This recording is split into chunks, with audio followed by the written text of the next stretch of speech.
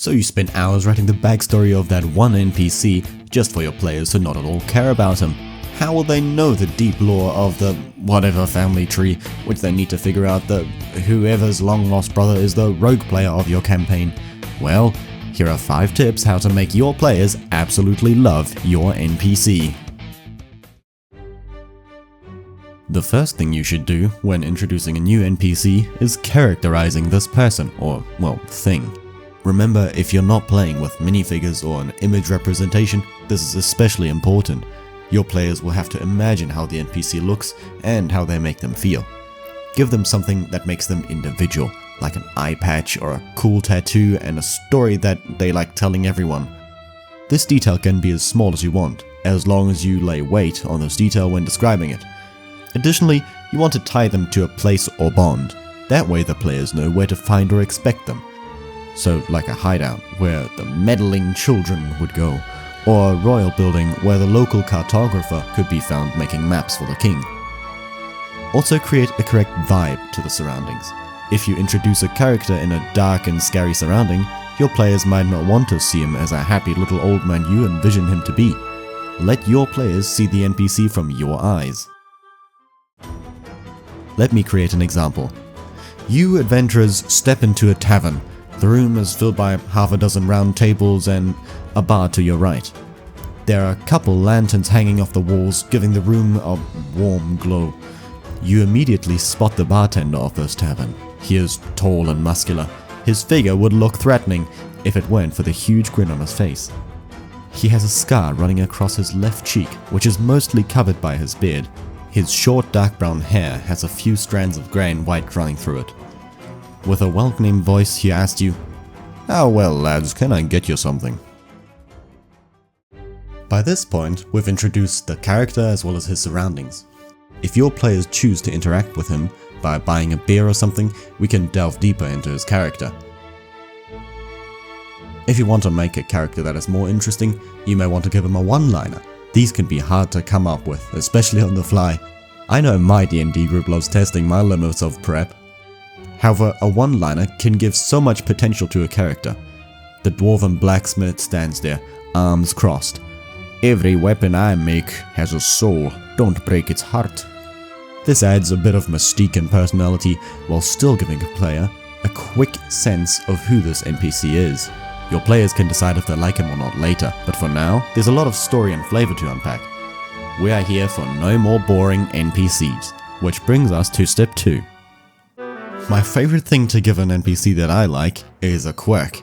This is your secret weapon. A quirk makes your NPC stand out in a sea of generic townsfolk. It's that spice that makes your characters interesting. Maybe they pet an imaginary cat every 5 seconds. Anything that makes them different will stick in your players' minds. And yes, the weirder the better. Make your NPCs obsess over their award-winning stew recipe. And your players will be like, "Oh, it's that guy again." Suddenly, there's emotional investment. Sure, go ahead, call your person Sir Generic McPerson, but it's just a name. But what if you call them something like Turnip Tim or Boomstick Brander? Yeah, your players will immediately wonder, oh, what's their story, right? It's all about giving them a name that makes your players want to question. Things like, why turnips? Why is he so excited about vegetables? And wait, does he actually sell anything else? And now we've created curiosity. Okay, so you've got this weird NPC, right? But now you gotta give them a purpose. They just can't float around in your made-up world, right? No, you gotta make them part of the action, right? Maybe Turnip Tim knows the secret tunnel into the castle, but only if the players help him find the missing cart of, oh, guess what? Turnips! Now, your players have a reason to care. And suddenly, Turnip Tim isn't just a guy selling veggies, you know? He's a guy with a key to their next mission. Nothing gets players more invested than an NPC with a problem. Players love feeling like the hero. That's why they're playing D&D after all. So you may give them a chance. Maybe the NPC is facing a challenge or has a personal goal they can't achieve alone.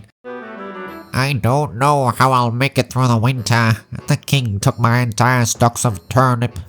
Players would go to war for an NPC. Anything to be the hero. and boom, you have a plot for the next 2 or 3 sessions, and it's all for who? For Turnip Tim. Now, the stakes are high, and it's not just about turnips. Look, I'll give you a bonus tip. Well, even if your art skills are, well, like mine, describe their looks. Is it the wizard with a rainbow robe, or the rogue with a feathered cap? Or maybe it's a townsguard with the world's tiniest mustache. Oh, lovely. Oh, and voices, trust me, even a bad accent is memorable. Go over the top, make him squeaky, give him a deep and dramatic tone. Whatever makes your players go, ooh, man, I can't wait to talk to him again. However, don't forget to write down what this character sounds like. Trust me, these notes will be rough and even worse than your drawing skills, but it will help you in your next session. This is essential. You don't know how awkward the moments can be when you've got the wrong voice for your character. Well, how may I help you folks? DM, that's the wrong voice, I think, maybe. What? Wait, let me just... Oh yeah, he was this orc guy, wasn't he? I meant, he's in puberty, guys, don't discriminate. Yeah. Alright, but this is the most important tip, okay? Listen to your players. If your players latch onto something, and I mean anything, lean into it. If they decide that that weird bird outside the tavern is their new best friend, well, guess what? That bird now has a name and a whole backstory. Bonus points if it's the secret king's pet. Call him Sir Feathers the Brave. You know, D&D is all about collaboration. Sometimes the best NPC isn't the one that you prepared and created, but the ones that your players just randomly found. So let that chaos flow, and give your players something, or someone, they'll never forget. But now, let's look at what we learned. You want to introduce your character properly, give them a quirk, a catchy name, make them vulnerable, give them a funny voice and make sure the players know how they look, and tie them to the plot. How about I create an example? Let's call our example Cabbage Carl. His quirk? He loves cabbages, of course. So probably the most important thing is to tie him to a plot and make him vulnerable.